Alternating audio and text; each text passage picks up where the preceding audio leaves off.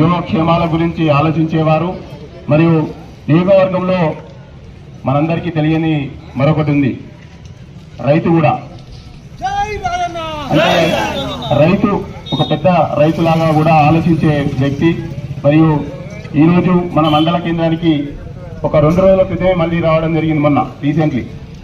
ఎప్పుడు పిలిస్తే ఒక ఫోన్ కాల్ దూరంలో ఉన్నటువంటి నాయకుడు, అందుబాటులో ఉండే నాయకుడు, మంచికి చెడుకు ప్రతి ఒక్క ఇంటిలో ఉన్నటువంటి ఒక బంధువులాగా రావాల్సిన నాయకుడు మన రాజన్న.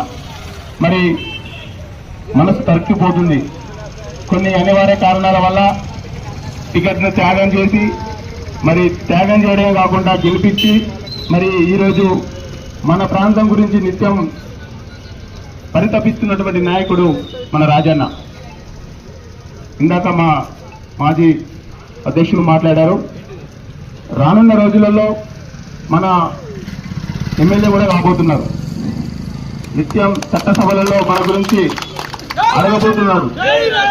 మరి ఇలాంటి నాయకుడిని మనం గుండెలో పెట్టుకొని చూడాల్సిన అవసరం ఎంతగానో ఉందని తెలియజేసుకుంటూ, మరి ముఖ్య అతిథి తాటికొండ రాజన్న గారిని మాట్లాడవలసిందిగా కోరుకుంటూ విన్నపిస్తున్నాం.